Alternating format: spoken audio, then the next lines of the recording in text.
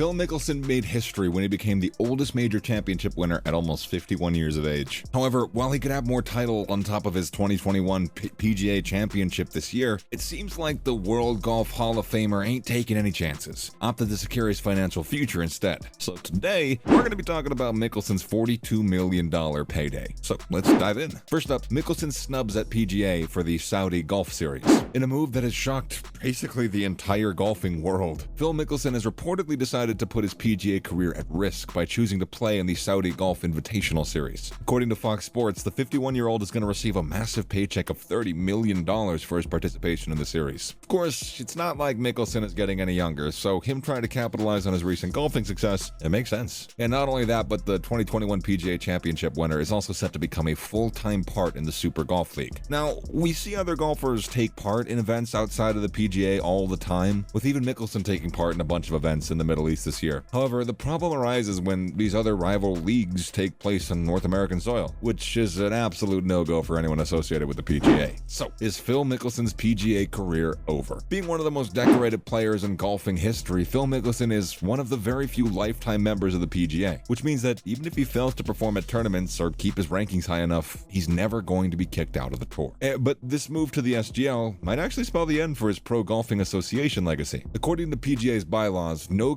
player competing in the tour can participate in rival tournaments in North America. Now, the SGL and his new Live Golf Invitational Series may be backed by the Saudis, but many of the league's events actually are slated to take place in the US, which clearly violates Mickelson's contract with the PGA. So yeah, he could face a potential ban from the PGA Tour, rendering him unable to defend his US PGA championship. But of course, he probably knew about the consequences of his choice, and apparently he's already asked to be released from the US Tour. Despite asking to opt out though, it looks like the way out won't be that easy for Mickelson. In fact, his exit could get pretty messy with him having to face a court battle against the PGA. Next, Mickelson is not the only golfer to join the SGL. While it's true that the six-time major winning the SGL has sent shockwaves across the golfing world, he's not the only big-time golfer to switch sides. According to News Corp, many Australian stars in the PGA Tour have also decided to follow in his footsteps, albeit for a much smaller paycheck. Not only that, but other big names like Sergio Garcia, Ian Poulter, and Lee Westwood have also been poised and ready to go in the Saudi League. Having so many other high-profile golfers in the league alongside Mickelson really easily improves his legitimacy. And who knows, maybe the SGL is here to stay and take the fight to the PGA Tour. Now, there is a world where the PGA doesn't ban Mickelson.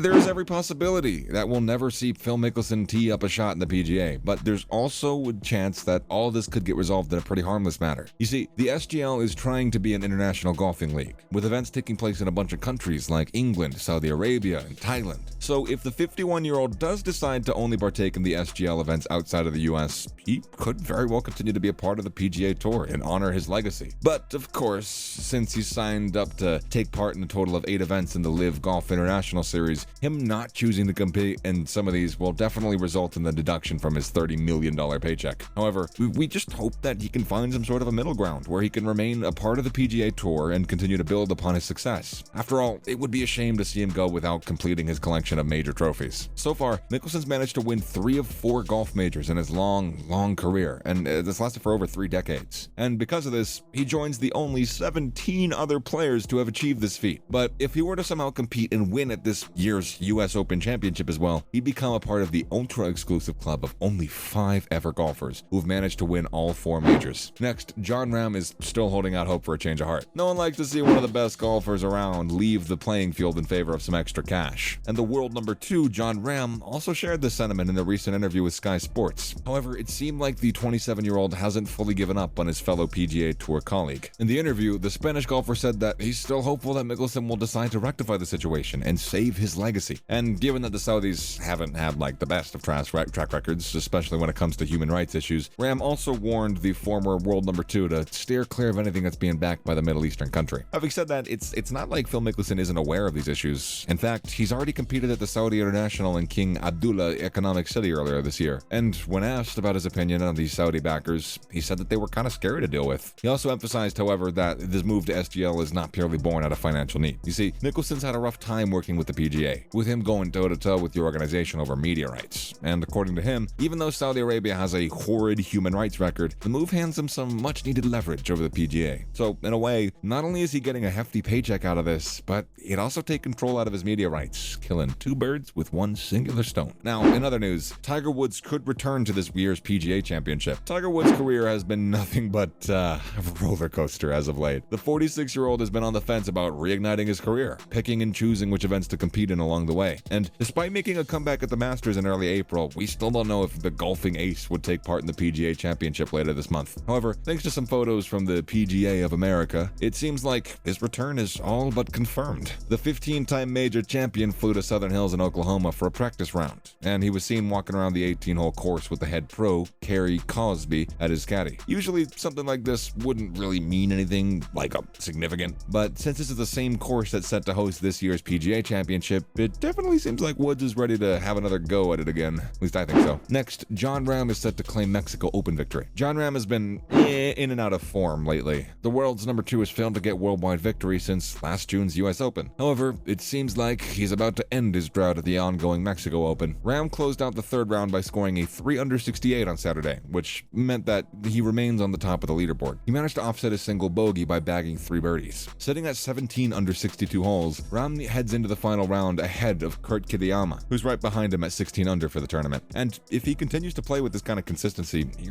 could very well close out the final day with a 7th PGA Tour victory. And lastly, Lee Westwood argues about divot relief in golf. Divots are always tricky to deal with for any golfer, and many people think that players should get free relief from fairway divots. After all, if you haven't played on the course before, chances are that the divot your ball gets stuck in is made by somebody else. So anyone having to sacrifice their game due to a problem that somebody else created can understandably walk away feeling a little bit cheated. According to Lee Westwood, though, there's no place for any divot relief in golf. Replying to a Twitter post asking about the rule, the former number 1 said that it's variables like these that make golf an interesting sport. He then added that if you want to play a game that's fair, you shouldn't choose golf. Now, these are definitely some harsh words from Westwood, which of course started an entire debate about divot relief. A lot of people question the fact that sometimes dropping into these holes on the fairway doesn't make sense and can cost people championships. But then the 11-time Ryder Cup winner clapped back by essentially saying, tough luck. He said that getting bad breaks is a part of the game, and the princess doesn't always get rescued by the handsome prince. Now, you may or may not agree with what he's saying here, but there's definitely a lot of work to be done to perhaps adjust this rule. And that's a wrap for today's video. See you in the next one, dudes and dudette.